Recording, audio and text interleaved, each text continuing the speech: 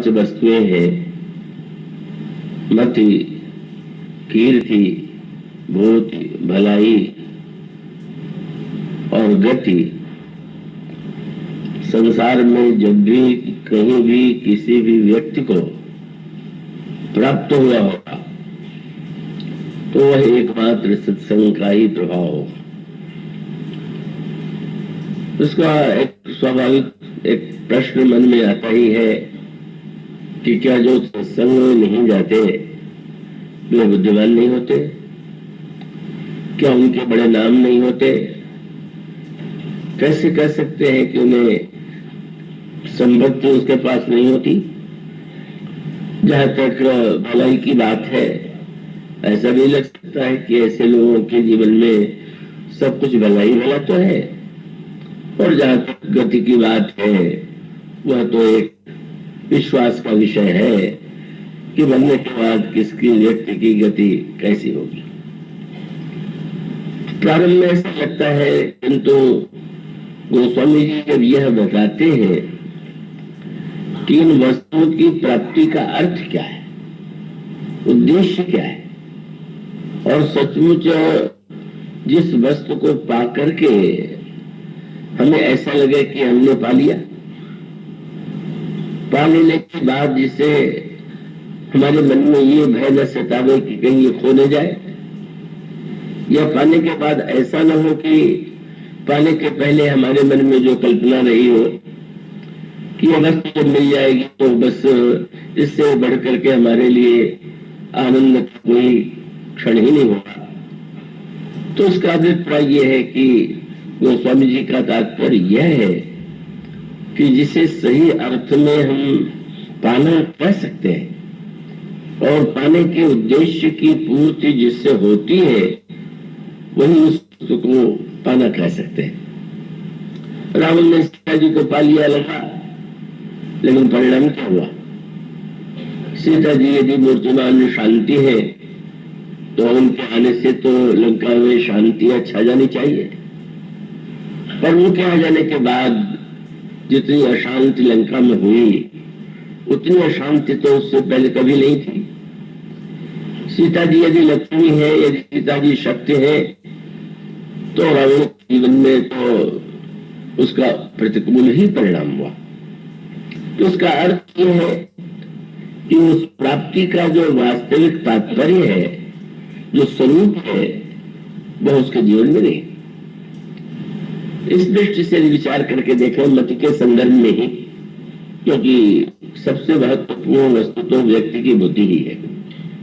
और आप एक देखते हैं मनोविज्ञान कि आपके लिए अगर कोई ये कह दे कि भाई इनकी अपेक्षा बलवान है, तो आप सरलता से मान लेते हैं हाँ भाई तो मेरे पास शक्ति कम है। और धन के विषय में भी व्यक्ति है स्वीकार कर लेता है, लेकिन ये एक ऐसी वस्तु बुद्धि है कि जिसके विषय में कोई व्यक्ति अपने आप में कमी मानना नहीं चाहता। अगर किसी से कह दिया जाए कि तुम्हारी बुद्धि तो उनकी तुलना में बड़ी हीन है, तो उसे बुरा लग जाता है। इसका अभिप्राय है कि बुद्धि के प्रति ही हमारे जीवन में सबसे महत्व की धारणा है। पर गोस्वामी जी ने एक नई दृष्टि दी और वो रामायण के कुछ पात्रों के साथ उन्होंने मंद मत शब्द का प्रयोग किया है, विशेषण का प्रयोग किया है। मंदमति का अभिप्राय है जिसकी बुद्धि जो है मंद है, जो ग्रहण करने में सक्षम नहीं है, जिससे कोई बात याद नहीं रहती, तो हम उसके लिए कहते हैं यह तो बड़ा मंद बुद्धि का है। तो रामायण में दो प्रकार से इस शब्द का प्रयोग किया गया। कुछ पात्र तो ऐसे हैं जो स्वयं को मंदमति कहते हैं, और उन पात्रों में स्वयं गोस्वामी जी हैं और स्वयं साक्षात भगवान शंकर के अवतार हनुमान जी हैं। गोस्वामी जी बार बार ये कहते हैं कि मैं तो बड़ा मंद बुद्धि का हूं। जब ये श्री शंकर और पार्वती के विवाह का वर्णन करते हैं तो ये कह देते हैं कि छवि खान जो यह जो विवाह है का वो तो वस्तुतः श्री शारदा के लिए भी अशक्य है वर्णन करना, तो मंदमती तुलसी कहा। तो मन गोस्वामी जी कहते हैं कि मैं मंदमती हूँ, और स्वयं प्रभु और हनुमान जी का जब मिलन हुआ और प्रभु ने एक अनोखे अभिनय का परिचय देते हुए हनुमान जी से पूछा कि ब्राह्मण का आप अपना परिचय दीजिए। उस समय हनुमान जी ब्राह्मण के वेश में प्रभु का रहस्य जानने के लिए आए हुए थे। सुदूर ने काम सौंपा था कि कहीं ये वाक्य भेजे हुए को मारने के लिए तो इस दोनों राजकुमार नहीं आ रहे। संवाद के बाद अनजान रखते हुए प्रभु ने कहा कि ब्राह्मण देवता, मैंने तो आपको अपना परिचय बता दिया। मैं अयोध्या के राजा का पुत्र हूँ, मेरा नाम राम है और मेरे छोटे भाई का नाम लक्ष्मण है, और मेरे साथ मेरी सुंदरी पत्नी थी, पर वन में उनका किसी ने हरण कर लिया। कौशल्य दशरथ के जाए, हम तो वचन मान बन आए, नाम राम लक्ष्मण दो भाई, संग नाम सुकुमार सुहाई, यहाँ हरि निश्चर बदे ही, खोजत विप्र फिरहि हम तेहि। मेरी पत्नी का किसी निशाचर ने हरण कर लिया है, ब्राह्मण देवता, मैं उन्हें खोजता फिर रहा। और उसके बाद हनुमान जी तो प्रभु को पहचान लेते हैं। तब अनोखी बात यह थी कि प्रभु ने न पहचानने का अभिनय करते हुए हनुमान जी से पूछ दिया, मैंने तो आपको अपना चरित्र सुना दिया, अब आप भी तो अपना परिचय दीजिए। और हनुमान जी ने अपने लिए सबसे पहले मंद शब्द का प्रयोग किया। एक मंद में मोह बस, कुटिल हृदय ज्ञान, पुर प्रोमोह विशारे, दीन बंधु भगवान। तो ये कुछ पात्र तो ऐसे हैं जो स्वयं को मंद मत मानते, और कुछ पात्र ऐसे हैं कि जो अपने को सबसे बड़ा बुद्धिमान मानते। जो अपने को मंदमती मानते हैं, मानस की धारणा है कि वे धन्य है, और जो मंदमती होते हुए भी अपने को बहुत बड़ा बुद्धिमान मानते हैं, वो वस्तुतः सही अर्थों में वे बुद्धि के स्वरूप को यदि समझ पाते तो ऐसा दावा न करते। दो उसके तात्पर्य का, एक तात्पर्य है कि बुद्धि का कार्य क्या है। बुद्धि का कार्य जानना है, समझना है, पर उसके साथ साथ यही जानना केवल महत्वपूर्ण नहीं है कि आप कितना जानते हैं। आपको साथ साथ यह भी जानना चाहिए कि कितना आप नहीं जानते, क्योंकि जब आपका ध्यान इस ओर जाता है कि मैं ये जानता हूं, तो आप में अभिमान होना स्वाभाविक है। पर जब व्यक्ति को ये ध्यान जाता है, जिस ओर ध्यान चला जाता है कि कितना मैं नहीं जानता, तो उसको लगने लगता है कि मैं क्या जानता हूं। तो उसका अभिप्राय ये है कि अपने आप को मंद बुद्धि मानना, मंद मानना, इससे बढ़कर के कोई बुद्धिमत्ता नहीं होगी। हम ये समझ लें कि व्यक्ति के जीवन में बुद्धि सर्वश्रेष्ठ होते हुए भी बुद्धि की एक सीमा है, और उस सीमा के बाद का बुद्धि जो है मैंने हमको प्रेषित कर देती है उस दिशा में, और जहां वो बता देती है कि इसके बाद हम स्वयं आपकी सहायता नहीं कर सकते, और वो संकेत आपको मानस के प्रसंगों में मिलेगा। का एक प्रसंग तो वह है जहां हनुमान जी महाराज जनक नंदिनी सीता का पता लगाने के लिए लंका में जा रहे हैं। आध्यात्मिक अर्थों में सीता जी मूर्ति शांति है, शांति सीता समानीता आत्मा रामो वर्जते। लंका स्वर्णमयी नगरी है, वैभव है, सामर्थ्य है, पांडित्य है, बल है, सब कुछ लंका में तो दिखाई देता है। हनुमान जी को पता लगाने के लिए आए हैं यह शांति देवी कहाँ है। और ये तो सभी के जीवन का प्रश्न है कि जहां बड़ी समृद्धि है, जहां सोना है, सत्ता है, सचमुच क्या वहां पर जीवन में शांति है क्या? माना हनुमान जी की खोज क्या है? शांति की खोज। और कौन ऐसा व्यक्ति है जो शांति नहीं पाना चाहता?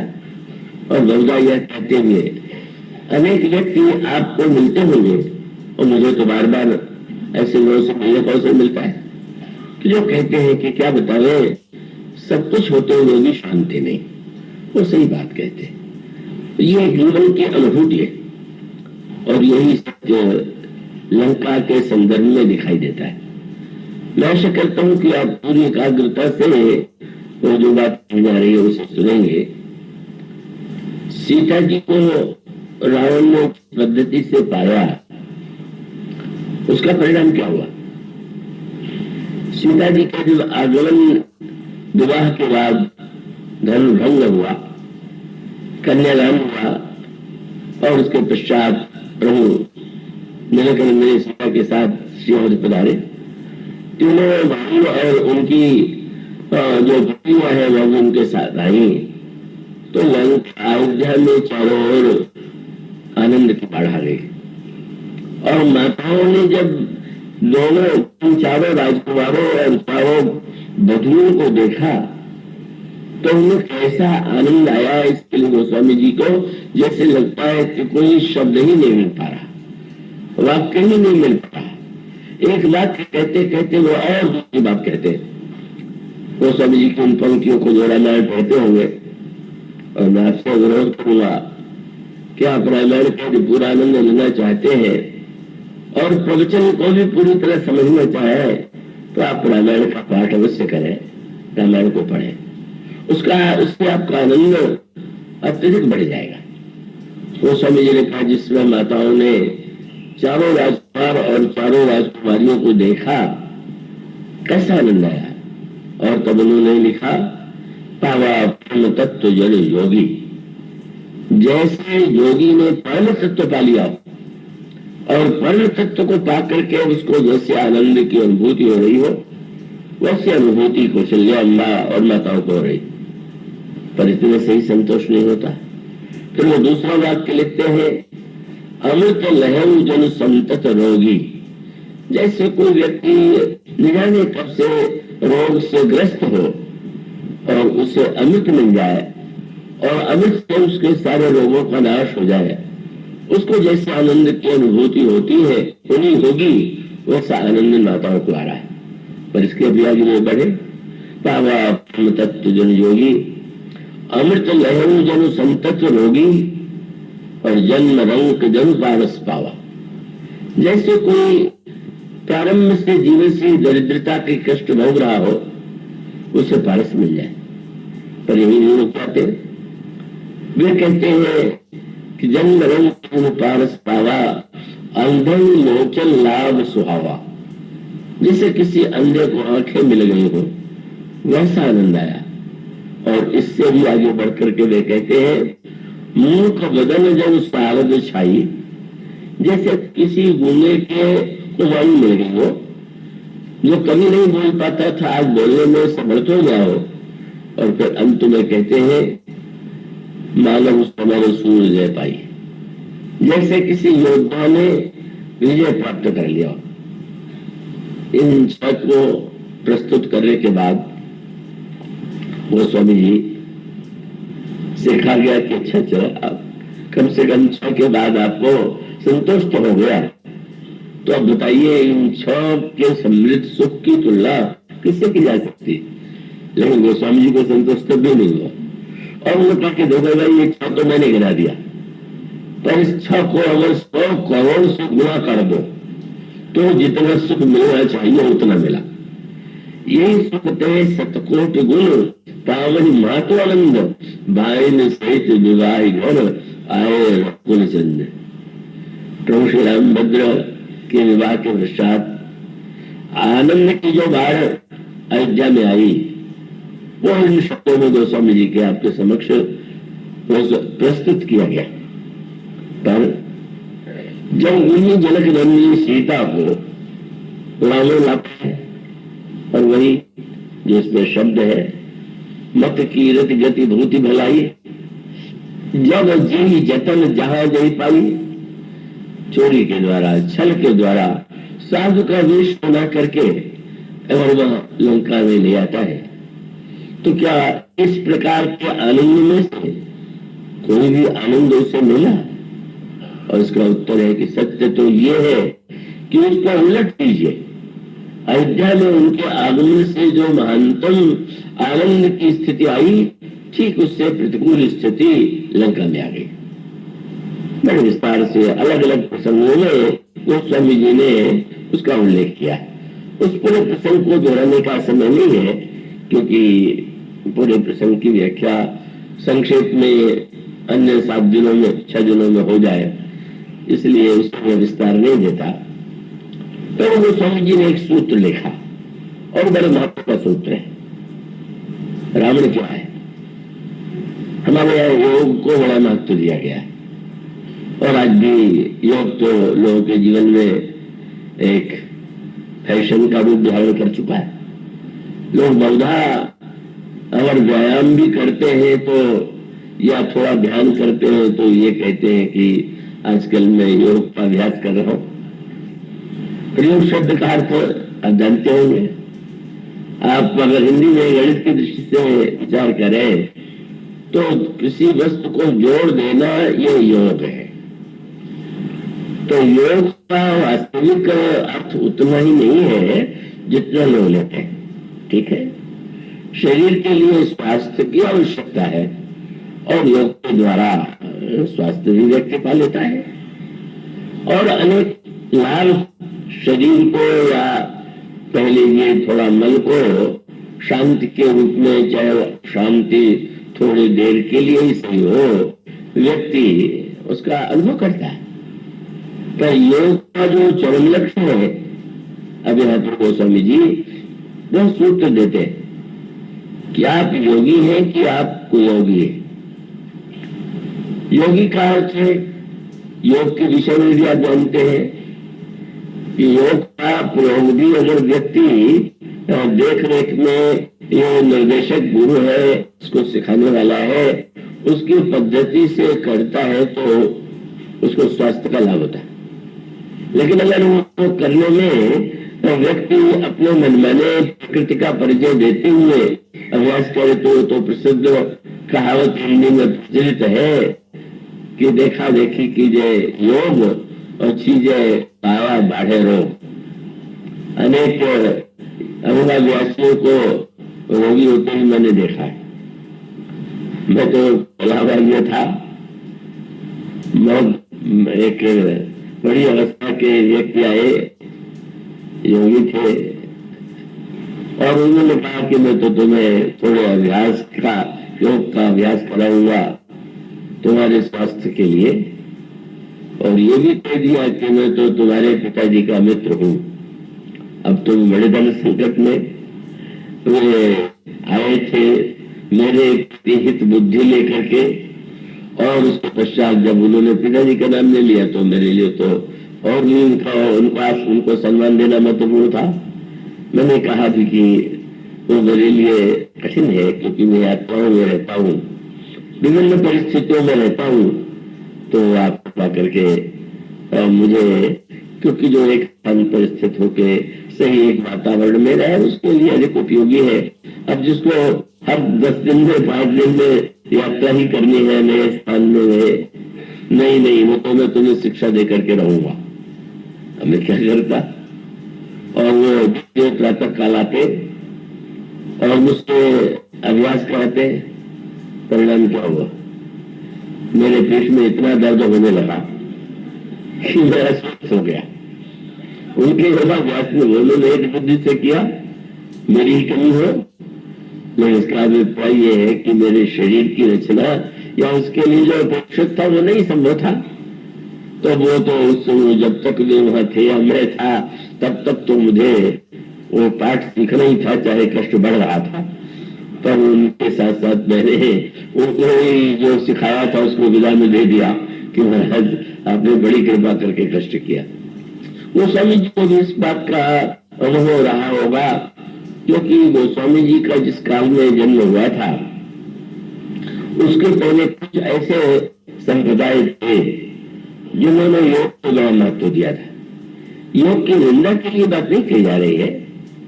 गोस्वामी जी ने थोड़ा दुख प्रकट करते हुए कहा, प्रसिद्ध संतों श्री गोरखनाथ जी महाराज जो महान तत्वज्ञ और उनकी महिमा बहुत अधिक जनता में प्रचलित है, का उन्होंने जो पथ चलाया का उस पथ के द्वारा लोगों में योग के प्रति आकर्षण उत्पन्न होगा।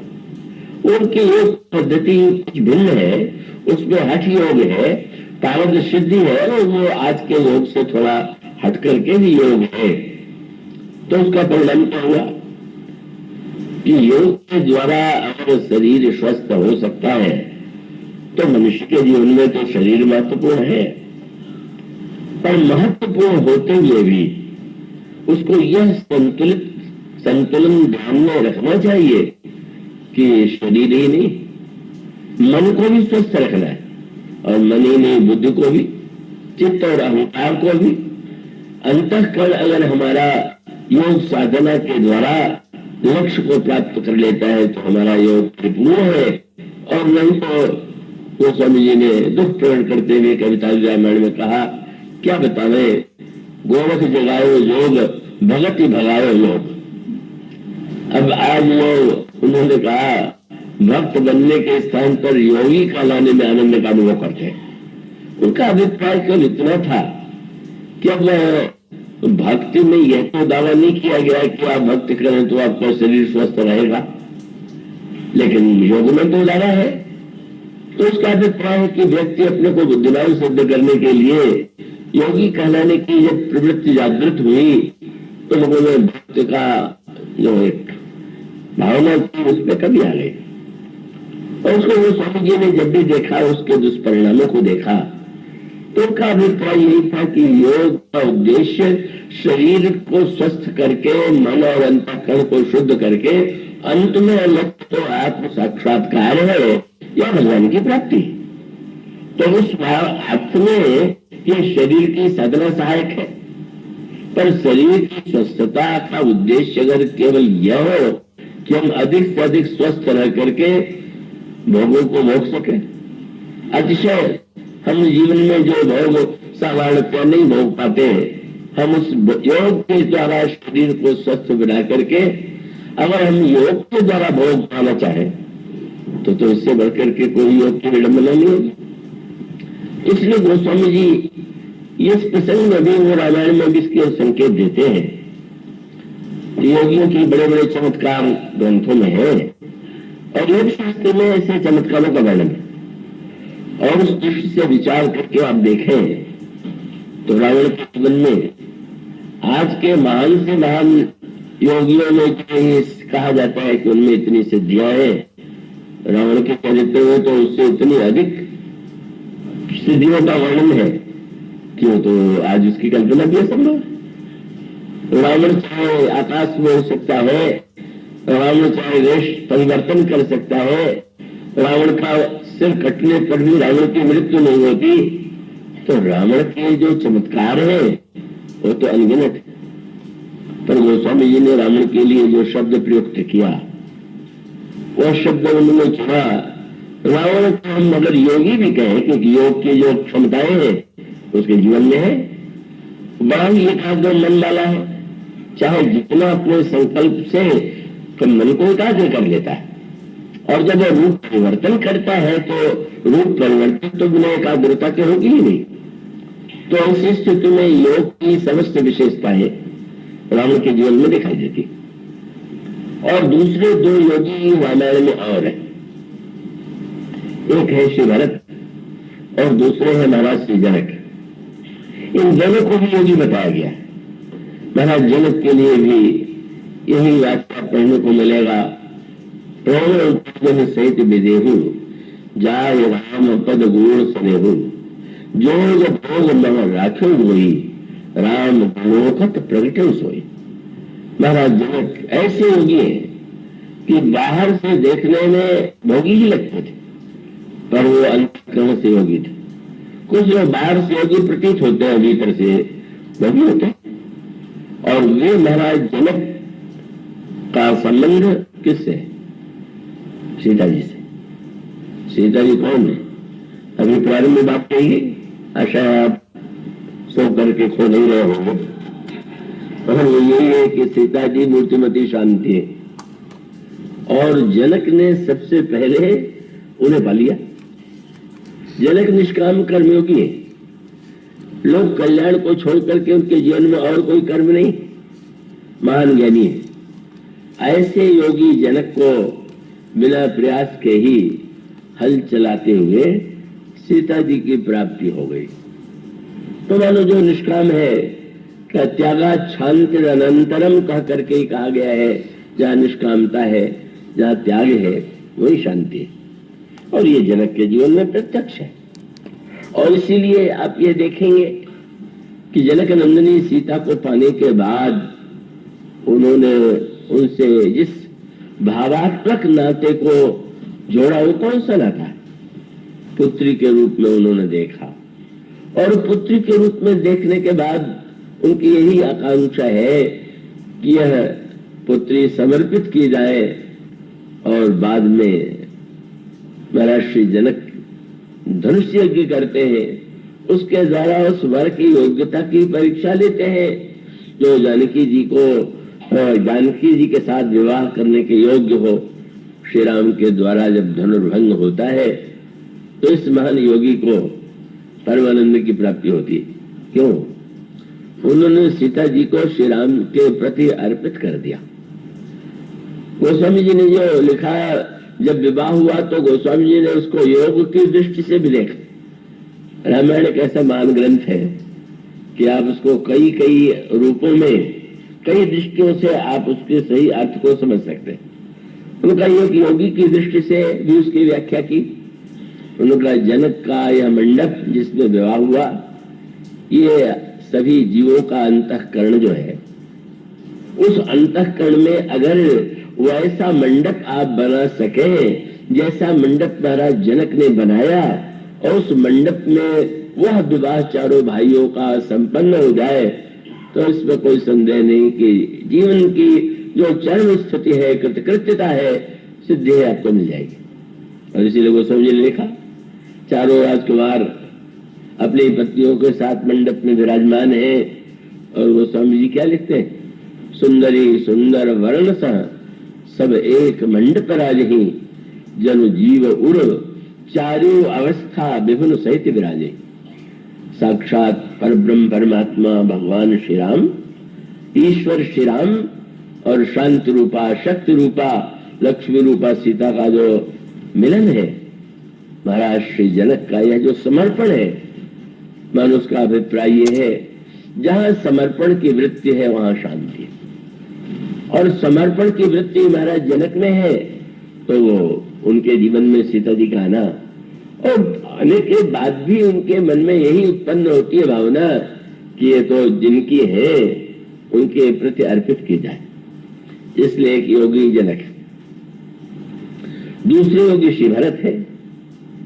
जब वो कैकेयी की जो बुद्धि है, जिसकी चर्चा भी आपने सुनी भाषण में भी, कल भी चर्चा हुई थी, मंदमती मंथरा और उसके संग से जो कैकेयी बड़ी बुद्धिमती मानी जाती थी, उन्हें भी वही मंदमती की उपाधि मिल गई। और उसके पश्चात उन्होंने अपनी बुद्धिमत्ता से क्या पाया, क्या खोया? उन्होंने सोचा था पुत्र को राज्य दिला करके मैं राजमाता बन जाऊंगी, मेरी महिमा बढ़ जाएगी। लेकिन मंथरा की उस कूट बुद्धि का परिणाम तो यह हुआ कि उन्होंने कलंक पाया, तो अपने पति की मृत्यु का कारण बनी। और अंत में जिस पुत्र के लिए उन्होंने इतना अनर्थ किया, उसी ने ये कह करके फटकारा कि जब तय कुमति, तू मंदमती कहे, तुझे कुमति कहे, तू बुद्धिमान नहीं है, तेरी बुद्धि तो कुमति। ये दो शब्द है, मति के साथ या तो सु लगा है और या कु लगा हुआ है, तो मति के साथ कु और सु कहां से आया? याद रखिए कि अगर आप सत्संग में गए तो सत्संग का सकार अगर आपकी मति के साथ जुड़ गया तो सुमति हो गई, और आप कुसंग में गए तो उसकी कु जो है आपके बुद्धि के साथ जुड़ गई तो कुमति हो गया।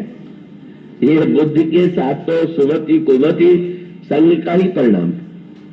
तो मंथरा के जीवन, मंथरा के इस मंद बुद्धित्व का, और भरत ने कहा अरे कुमति, अरे बुद्धिहीन, तेरी बुद्धि कितनी मलिन है। और कठोर शब्दों में कहा कि जब तूने इस प्रकार की बात सोची कि हम राम सीता को, लक्ष्मण को वन भेज करके अपने पुत्र को राज्य दिला दे, तुझमें अगर बुद्धि का लेश भी होता तो मैं कहूं, उसे भरत जी ने कहा कि तेरा हृदय तो फट जाना चाहिए। जब ते कुमति कुमति जिये ठहु खंड खंड हुई हृदय ने गए, तेरा हृदय टुकड़े में बट करके नष्ट नहीं हो गया। और जब तू वर मांगने लगी तेरे हृदय में कोई कष्ट नहीं हुआ। और उन्होंने तो ये कहा कि तेरी जिह्वा अगर गल के गिर जाती तो अधिक अच्छा था। वर मांगत मन भई नहीं पीरा, गरिन जी हमु परो न कीरा, भूप प्रतीत तोड़ की मिकीनी, मरण काल भी मति हर लीनी। इतनी भरतना के कठोर शब्द सुनना पड़ा, मानो पाने के स्थान पर सब कुछ ही तो खो दिया कैकेयी ने। अयोध्या वासियों का सम्मान, और कैकेयी को तो देखना ही नहीं चाहते अयोध्यावासी। और इसका अभिप्राय यह है कि वस्तुतः जब कोई व्यक्ति अपनी बुद्धि का वो उपयोग करता है जो मंथरा ने किया, भेद उत्पन्न करना, ईर्षा और द्वेष उत्पन्न करना, और कैसे हम वस्तु पर अधिकार कर ले, दूसरे की वस्तु को हम अपना बना ले, उसका परिणाम अंततोगत्वा वही होता है का जो महाभारत में आपको दिखाई देता है। या मंथरा ने जिस प्रकार से कैकेयी के जीवन में उस दुरुपयोग से कैकेयी मानो मंथरा का जो कू था वही जोड़ गया कैकेयी की बुद्धि के साथ और वो कुमति हो गई। और तब अंत में आप यही तो संकेत पाते, किसी भरत ने यह निर्णय किया और ये कहा ये कई उपाय, और उपाय यही है कि प्रातः काल चली हो प्रभु पाही, हम प्रातः काल प्रभु के पास चलेंगे। और वे भी समर्पण से भी ऊंची एक भावना जो होती है उस महान योगी के जीवन में। समर्पण माने आप किसी वस्तु को आपकी है और आप उसे सौंप देते हैं, ये समर्पण है। लेकिन जो गुरु वशिष्ठ ने कहा कि भरत यदि तुम राज्य का समर्पण ही करना चाहते हो तो तुम ही राज्य ले लो। पिता ने तुम्हें राज्य दे दिया, राज्य तुम्हारा हो गया, हो जाएगा, और उसके बाद सौंपहु राज राम के आए। पर श्री भरत ने कहा ये समर्पण की कल्पना भी बहुत बड़ा अपराध है।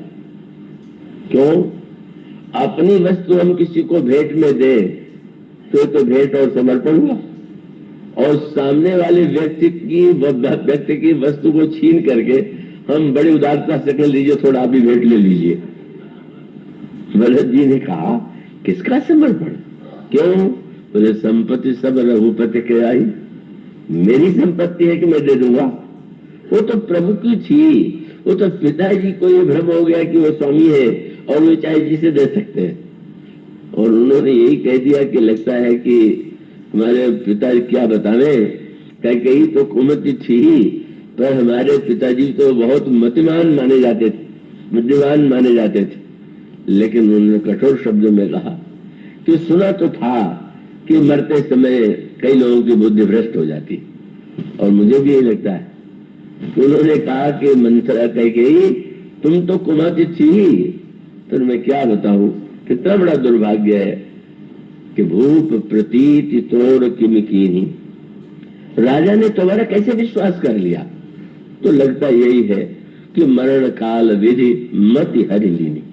उन्हें कुमति तो नहीं कहे, लेकिन जैसे चोरी चली जाए कोई वस्तु तो पहले मति थी भी तो ब्रह्मा ने उसका हरण कर लिया और उसका परिमार्जन उन्होंने यही कहा कि हम लोग उन्हें देने नहीं जाएंगे, हम देंगे नहीं, हम तो निवेदन करेंगे कि आपका ये सिंहासन, आपका ये राज्य अनाथ हो रहा है, आप कृपा करके उसको सनाथ करें, उसे स्वीकार करो। यह दूसरे महानतम योगी, सर्वश्रेष्ठ योगी जो श्री भरत है, जब चित्रकूट में प्रवेश करते हैं तो गोस्वामी जी कहते हैं, करत प्रवेश मिटे दुख दावा, जन जोगी परमार्थ पावा।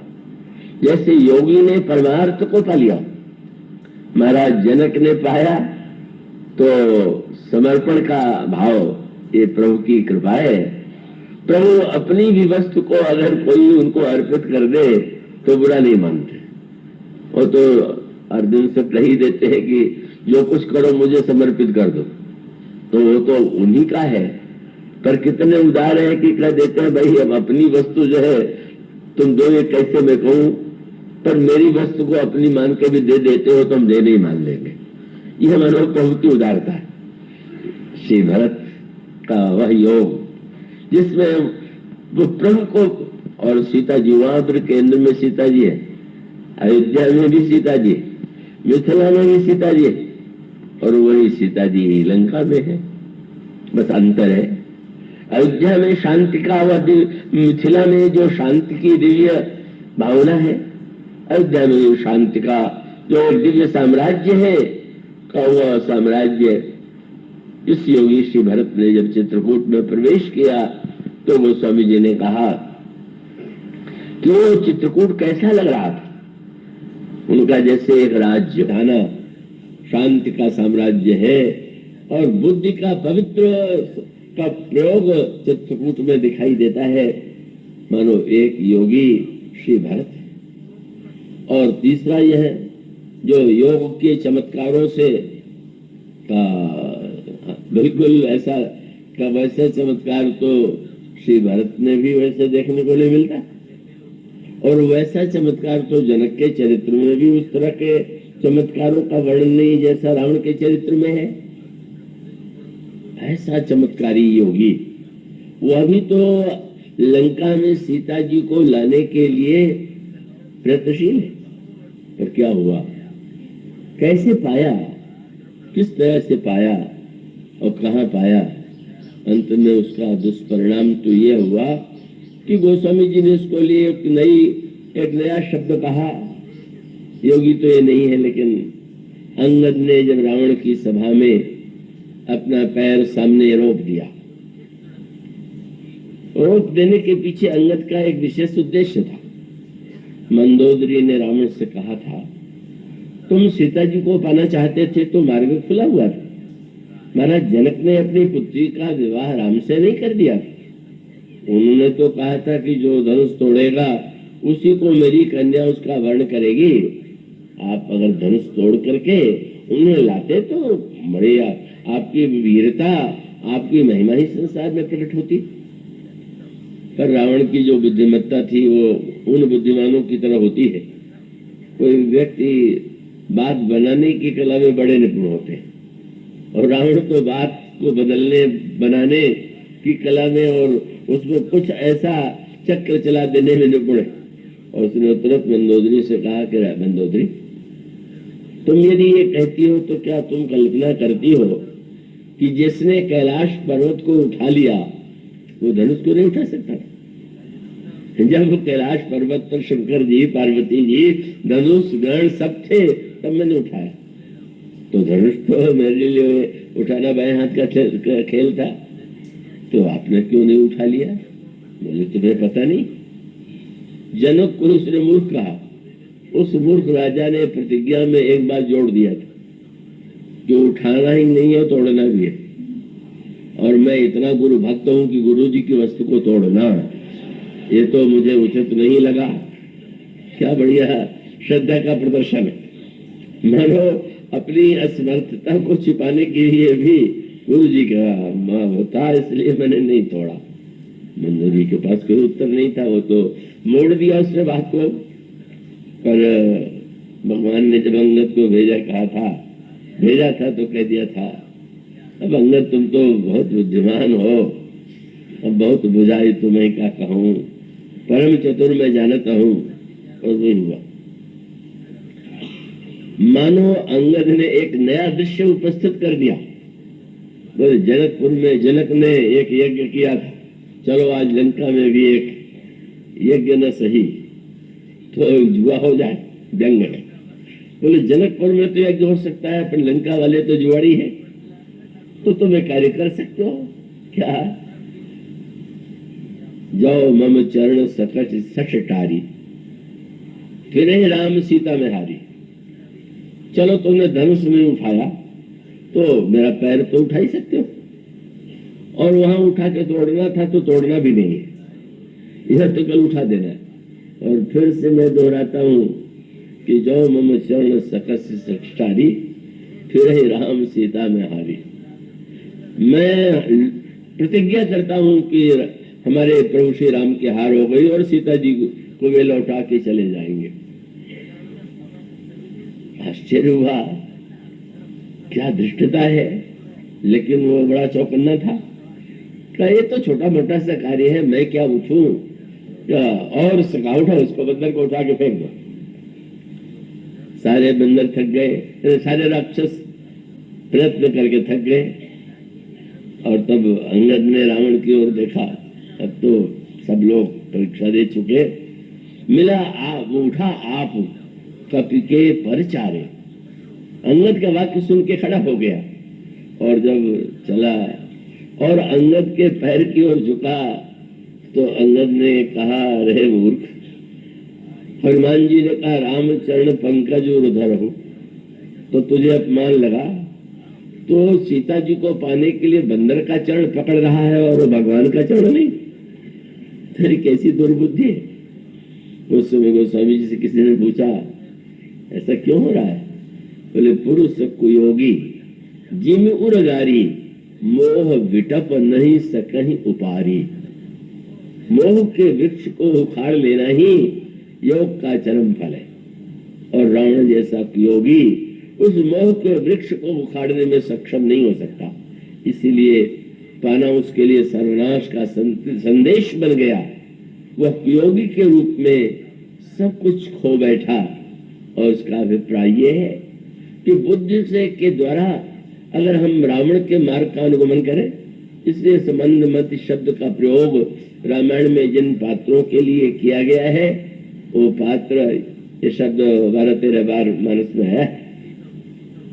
इसमें 2 बार तो रावण के लिए इस शब्द का प्रयोग किया गया, और उसके साथ साथ एक ऐसे पात्र की जिसकी बात भी अभी कुछ क्षणों में मैं कहूंगा।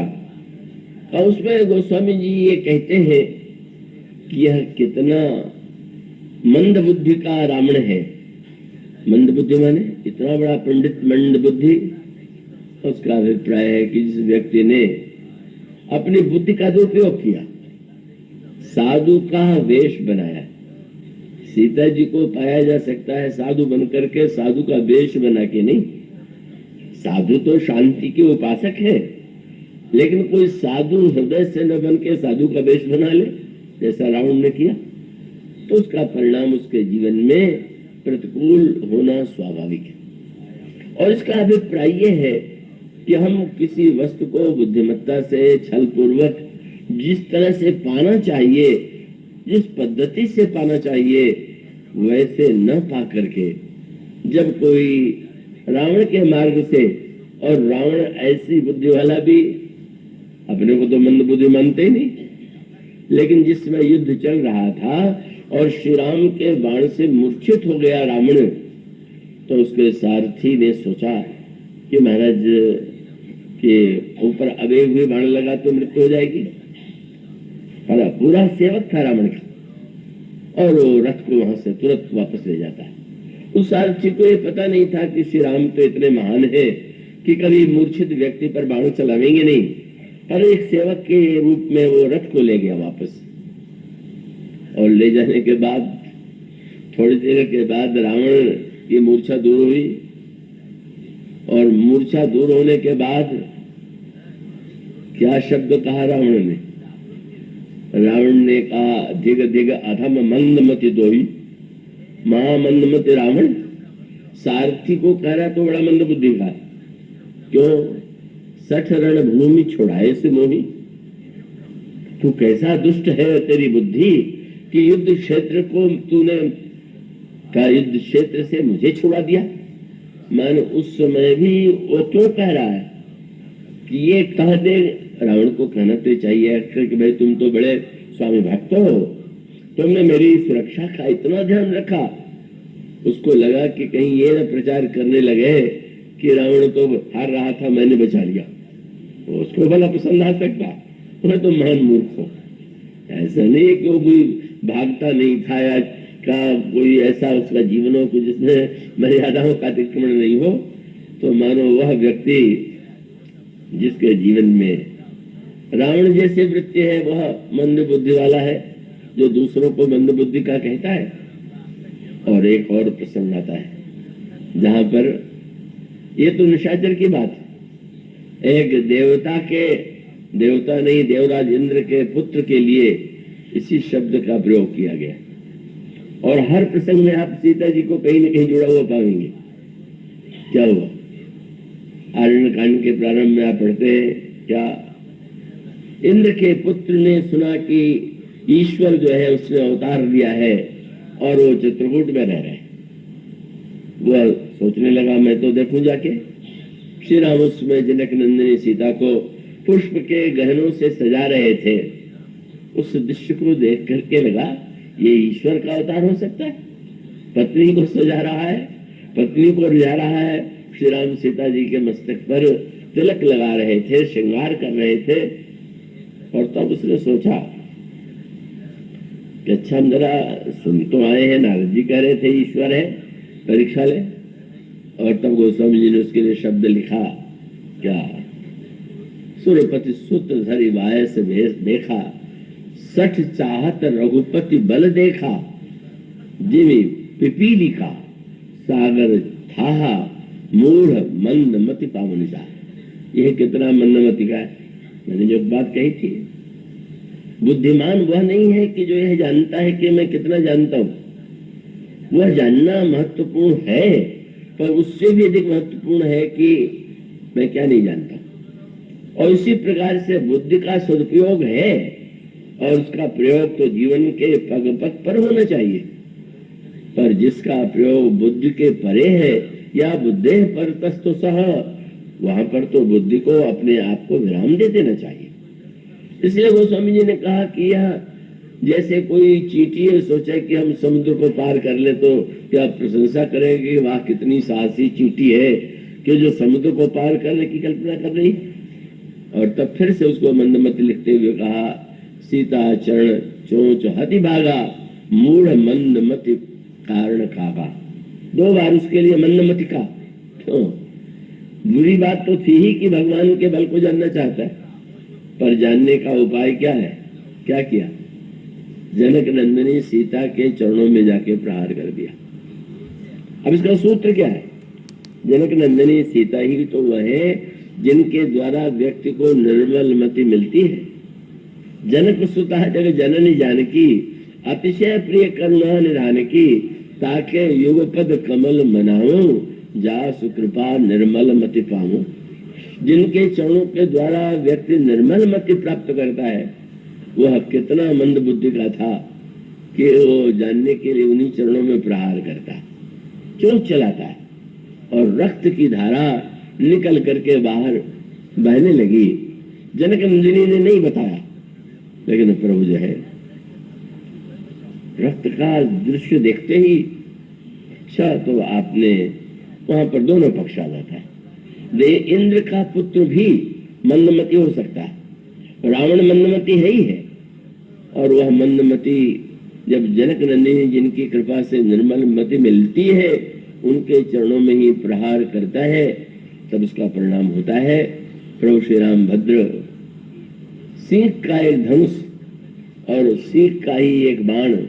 यह सीख प्रभु ले आए थे फूलों का श्रृंगार करने के लिए, जो प्रभु ने आभूषण बनाए थे। उसी सीख का धनुष और उसी सीख का एक बाण प्रभु ने उसकी ओर प्रेरित कर दिया और वह भागता फिरा।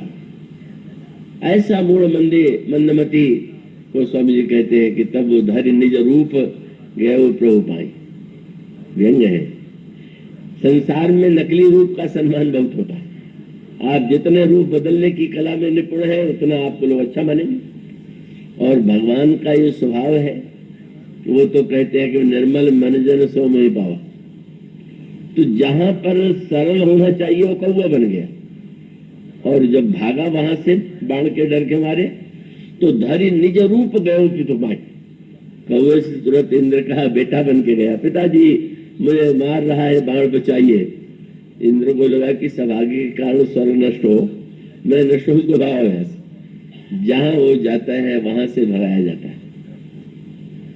और भगाए जाने के बाद जब व्याकुल था तो वो संकेत यही कि जब ऐसी मंद बुद्धि हो, बुद्धि ऐसी विपरीत हो, तो उपाय क्या है? वो स्वामी जी तो कहते हैं कि ये जो संत है उनका संग करने से, यहाँ पर यही शब्द है, मत की भूत भलाई जब जही जतन जहां जही पाई सो जानब सत्संग प्रभाव। और विचित्र दृश्य था, ये तो बस भागता रहा, ब्रह्मा के पास चला गया, सब शंकर जी के पास गया, सबके पास गया, सबने निकाल बाहर किया, पर इस अभागे पर, मंद बुद्धि पर किसी का ध्यान चला गया तो संत था। अब वो क्या सत्संग करने जा सकता था? अब वो भाग रहा है तो संत भी पीछे पीछे भागा। नारद जी भी कह रहे, सुनो तो भाई। महाराज क्या सुने, देख नहीं रहे, पीछे कौन लगा हुआ? कई लोग सत्संग से इसलिए घबराते हैं, बोले समय नहीं, काल पीछा कर रहा है। भगवान का बाण जो है काल ही है। लवन मेष परमाणु जुग बरस कलब सरचंड, कहाँ है महाराज समय, हम सुने मानो काल, काल का संकट। पर उन्होंने पूछ दिया, कहाँ से आ रहे हो? बोले श्री राम के पास। कहाँ जा रहे हो? बोले महाराज जहां जा रहा हूं वही निकाला जा रहा हूं। तो अब संत ने क्या किया? सच्ची मति संत ने दे दिया, बुद्धि संत ने दे दिया। संत ने कहा कि अच्छा ये बताओ तुम क्या सोचते हो, बाण तुम्हें तुम्हारे पीछे क्यों लगा हुआ है? तो महाराज इसमें कोई पूछने की बात है? मुझे मारने के लिए नहीं, मुझे मारने के लिए। तो तुम्हें कोई बचाने वाला मिला? वो तो नहीं मिला। जहां गए सब स्थानों में निकाले गए, और बाण तुम्हारा पीछा कर रहा है तो चाहे जब मार देता, अगर नहीं मारा तो मारने के लिए तो नहीं लगा होगा। मानो घटनाओं का अर्थ संत बदल देते। काल का भय अगर लगे, डर लगे, तो संत से पूछिए, तब आपके जीवन में मृत्यु की आशंका उतनी नहीं रह जाएगी। और संत ने यही कहा, सच बात तो यही कि ईश्वर का एक काल रूप बाण चाहे जब जिसको मार सकता है, कब किस पर गिरेगा, कौन मरेगा, इसका कोई ठिकाना नहीं। पर संत ने कहा सत्य तो ये है कि बाण जो है मारने के लिए नहीं, तुम भगवान की महिमा बल को जानना चाहते थे, और यह सावधान कर रहा है कि तुम कहीं भी जाओगे काल से रक्षा नहीं, पर काल का जो परम प्रेरक ईश्वर है वही शरण में जाने से तुम्हारा कल्याण हो। इस बाण को तुम भय के द्वारा भले ही भयभीत हो, पर भयभीत होकर के भागो मत, भयभीत होकर के वहां जाओ। यही प्रभु ने लक्ष्मण जी से कह दिया था। कहने लगे कि सुग्रीव का वध कल मैं करूंगा। लक्ष्मण जी ने कहा कल क्यों, आज मैं अभी जाता हूं। प्रभु ने कहा नहीं नहीं, मार मत देना। वो तो मैंने यूं ही कह दिया था, बड़ा डरपोक, और बाली के डर से इसने भक्ति किया, और बाली मर गया तो मुझे भूल गया। थोड़ा सा फिर डरा दो, डरा देने से काम बन जाएगा, उसके लिए वही मृत्यु है। तो मैं जाता हूं। पर लक्ष्मण जी जब चलने के लिए प्रस्तुत हुए तो प्रभु ने कहा कि लक्ष्मण मुझे डर लग रहा है। क्या आपको सुग्रीव से डर लग रहा? क्या आप सोचते हैं कि मेरे सामने कोई विश्व में टिक सकता है? प्रभु ने मुस्कुरा करके कहा, दूसरे से नहीं तुमसे डर लग रहा, कि ऐसा न डराना कि भाग के चला जा, डराना इधर बुलाने के लिए। तब अनुज ही समझावा, रघुपति करुणा सिंह भय दिखाई ले आओ। ईश्वर हमें आपको डर दिखाता है तो बुलाने के लिए, भगाने के लिए नहीं। हम भागे तो हमारा दुर्भाग्य। मनु संत ने नारद देव का भगवान का बाण को निमंत्रण दे रहा है, लौटो, भागो मत, उसके पास जाओ। पर अब बड़ा डर लगने लगा। कहे तो ठीक रहे संत जी, पर जाने के बाद अगर पूछ दिया क्यों, कहा, क्यों, कैसे, तो मैं क्या कहूंगा? तो संत ने मंत्र बता दिया कि अगर पूछे कि तुम दूर क्यों चले गए थे, तो कह देना कि महाराज मैं आपका प्रभाव देखने आया था। तो घर में तो प्रभाव सबका होता है, मैं देखना चाहता था आपका प्रभाव कहाँ तक फैला हुआ। तो मैं सर्वत्र ब्रह्मांड में परिक्रमा करके समझ गया कि आपका प्रभाव सर्वत्र है। तो भागते हुए प्रभाव देखते रहे, अब यहाँ क्यों आए? संत ने कहा कि बस कह देना प्रभाव तो देख चुका, स्वभाव देखना बाकी है। एक इसीलिए आपकी शरण में आया हुआ हूँ, और कितना कल्याण हो गया। मानो जिस मंद बुद्धित्व के कारण का वो दंड का पात्र भरता, संत ने उसकी बुद्धि को परिवर्तित कर दिया, और परिवर्तित होने का यह परिणाम हुआ कि वह भगवान की शरण में जाकर के सुरक्षित हो जाता है। और इसका अभिप्राय है, ब्राह्मण जैसा व्यक्ति मंद बुद्धि होकर के अपना विनाश बना लेता है, और जयंत जैसा व्यक्ति मंद बुद्धि होते हुए भी सत्संग के प्रभाव से परिवर्तित हो जाता है। पर समय अभाव से आज उसकी व्याख्या नहीं हो सकेगी। सती जी ने दक्ष को, जो उनके पिता हैं, और दक्ष का अर्थ जो है चतुर है, दक्ष बने चतुर, और वो प्रजापति इसीलिए बनाए गए थे। ब्रह्मा जो बुद्धि के देवता हैं, उन्होंने ये सोचा देखा विधि विचार सब लायक, दक्षिणी कीन प्रजापति नायक। उन दक्ष के लिए जो चतुर थे, प्रजापति थे, सती के पिता थे, अंतिम क्षण में जब सती ने परित्याग किया तो उन्होंने कहा, अरे ये जगन्नाथमा महेश पुरारी, जगत जनक सबके हितकारी, पिता मंदमति।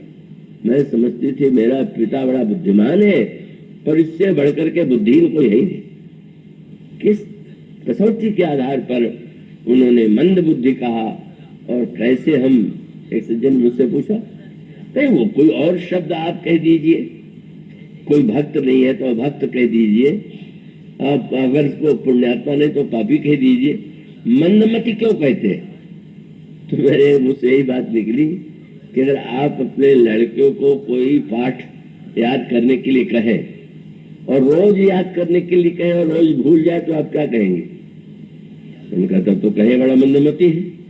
तो मैंने कहा कि एक पाठ भूलने पर जो मंदमति माना जाता है, और जिसने ईश्वर को ही भुला दिया और रोज याद दिलाने पर भी भूल रहा है, उससे बढ़ के मंदमति कौन हो सकता है?